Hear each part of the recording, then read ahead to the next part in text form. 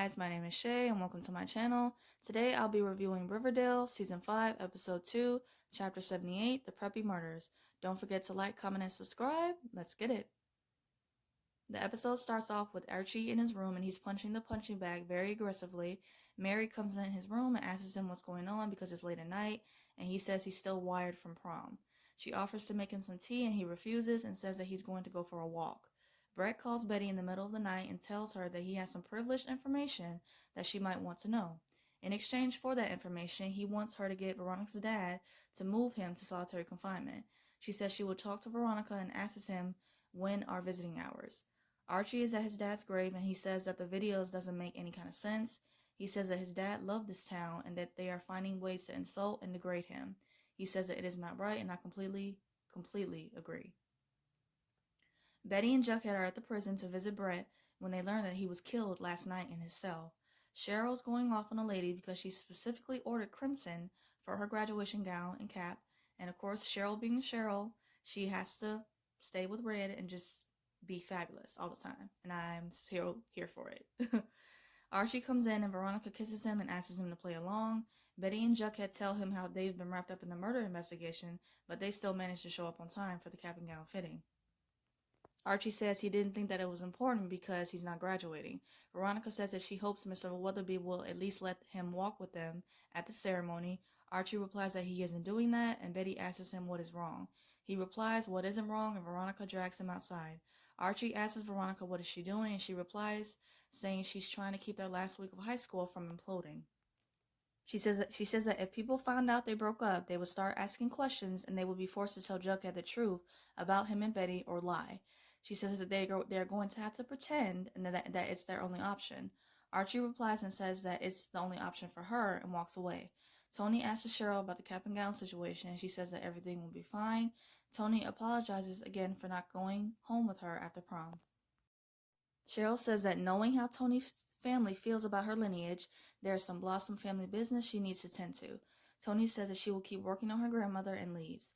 Betty and Jughead are in the morgue. Brett's body not only had multiple stab wounds by his abdomen, but his eyes were gouged out, and I'm like, yikes. Hiram comes into Archie's gym and puts him in a chokehold. Mr. Keller comes and breaks it up, and Archie orders Hiram to leave. At Pop's diner, Veronica gives Hermosa a shake and she asks what is going on with her and Archie, but she can tell that Veronica is feeling some type of way. Veronica says that everything is fine and she leaves to take out the trash. Outside, she is at the dumpster where three guys show up, the Malloys, and they hold her at gunpoint. Hermosa shows up and shoots them all and says that it was self-defense. Hermosa asks her if those were Veronica's enemies and she replies that they were her father's and that it's a problem. Betty and Jughead are at home with Charles.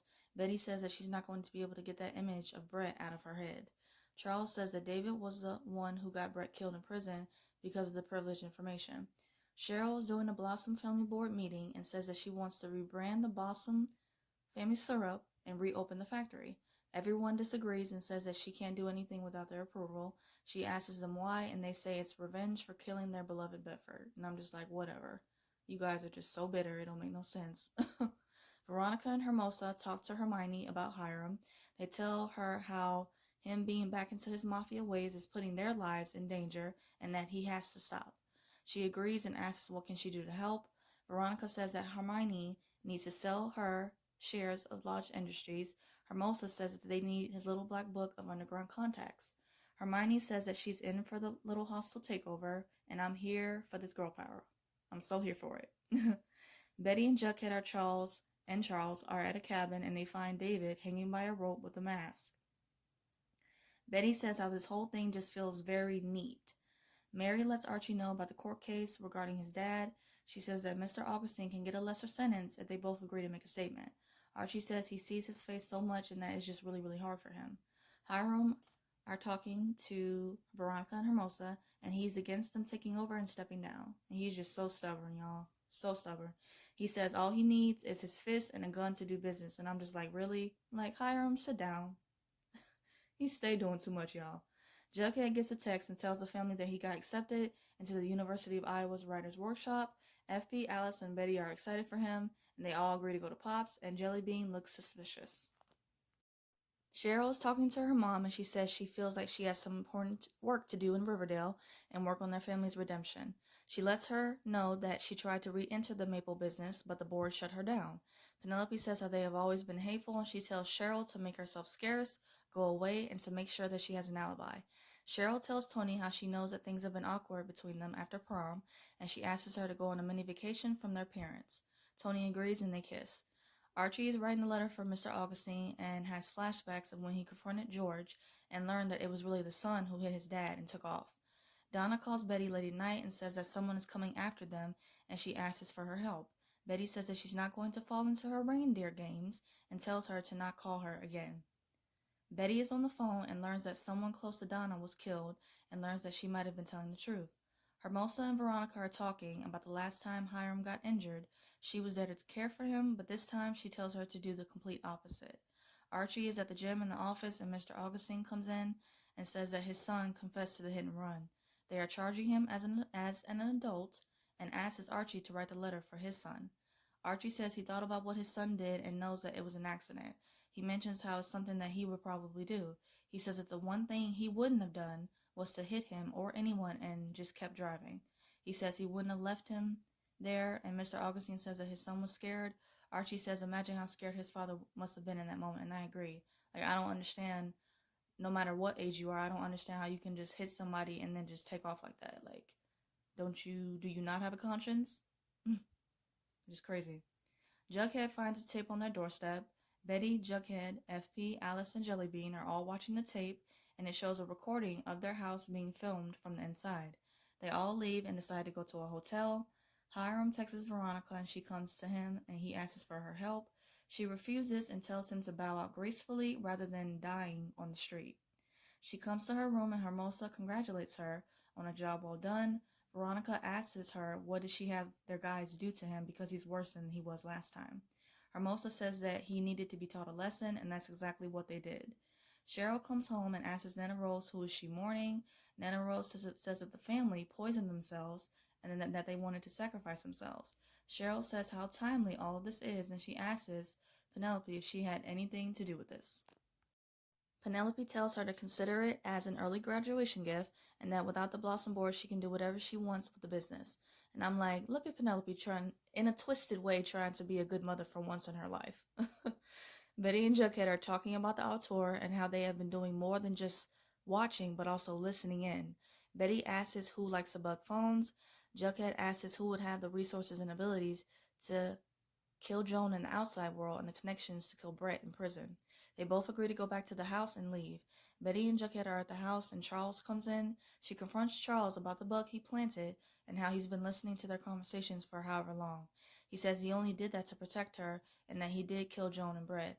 She says how he tried to kill Donna, and he replies that Donna and her friends committed a heinous crime and that she got away with it.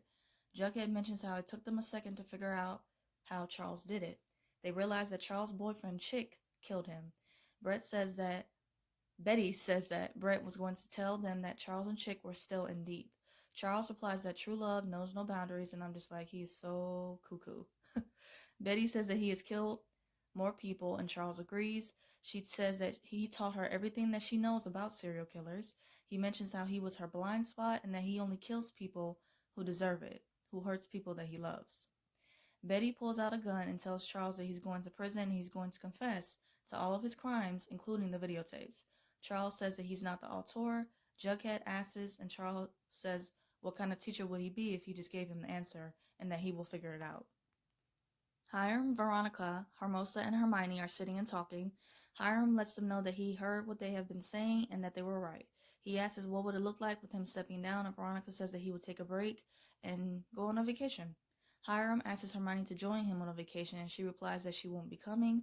She says that she decided to make a life change and join Real Housewives of New York. She says she was offered the chance to be on the show years back, but she turned it down because she wanted to protect Veronica. She says the only reason she got back together with Hiram in the first place was to keep her safe. She says how with Veronica and Hermosa going off and doing their own thing, she doesn't see why she should put her ambitions on hold, and I agree. She mentions how she will be moving back to New York and divorcing Hiram, and she will become a real housewife. And I'm just like, yes, Hermione, live your life, girlfriend, live your life. Veronica cheers her on and encourages Hiram to take a break from Riverdale and vice versa. And Riverdale definitely needs a break from Hiram because he's just too much. Archie comes home and finds Mary watching the videotape of the snuff film of him being held at gunpoint by the Black Hood. Mary tells him that she called Uncle Frank and asked him to talk to her. She says how they need to send the tape to the sheriff, and Archie refuses. He takes the tape out, breaks it in half, and smashes it and the television with a bat. Mary tells him that he's scaring her, and Archie runs upstairs. And I'm just like, someone please give our boy Archie a hug and Mary a hug because he's going through it this episode. Betty comes into her room and Jughead asks her if she's okay. She says it made perfect sense that Charles will be the auteur. Jughead says that Charles would have had everything he needed to make those recreations.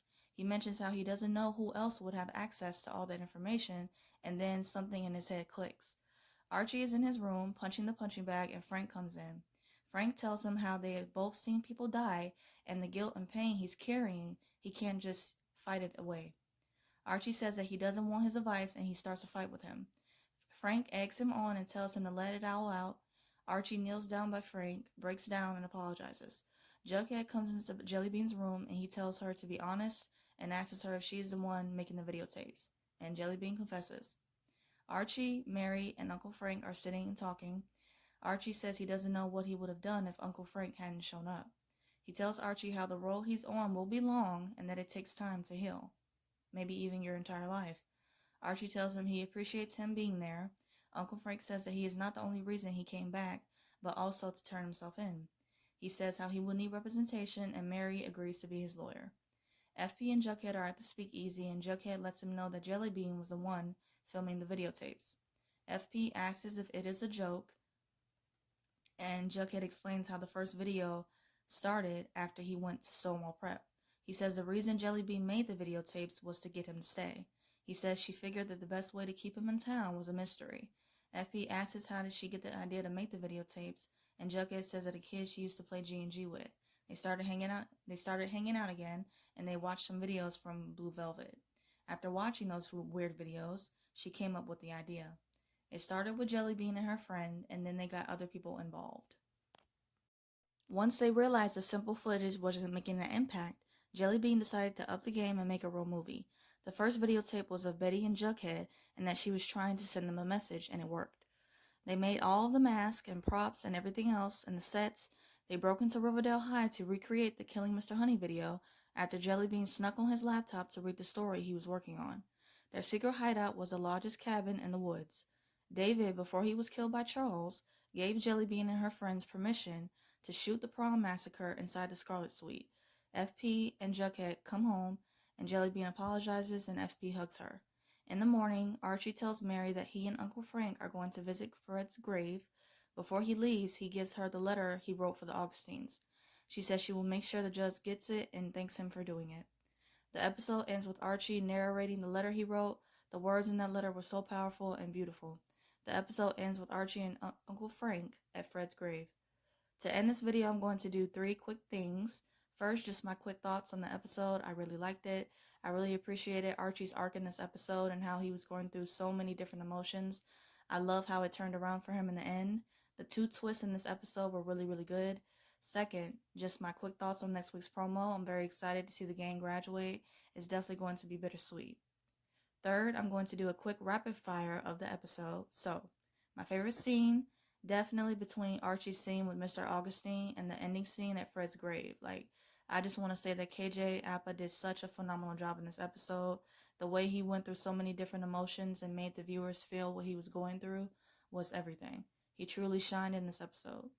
Favorite quote by Archie: Fred Andrews believed in lifting up those around him and in second chances, and I'm asking you to do the same. That was such a beautiful moment. My favorite look, my girl Cheryl, when she came home in the plaid fit, the 2 plaid fit, that was just such a good outfit. And the hat to top it off was everything. Favorite duo, I would say FP and Jughead. Just them having that conversation about Jellybean was just very real. My WTF moment, hands down, Jellybean being the auteur. I did not see that coming. it was really twisted that she did all of that just to get Jughead to stay in Riverdale. Like, honestly, I feel like she would have been better off just talking to him and telling him how she felt rather than coming up with this crazy thing just to get him to stay. So that was wild. I hope you guys enjoyed my review of Riverdale. I review other shows like All American, Legacies, and some other stuff. If those interest you, please check those videos out. I hope you guys have a great day, stay safe, and see you guys next week.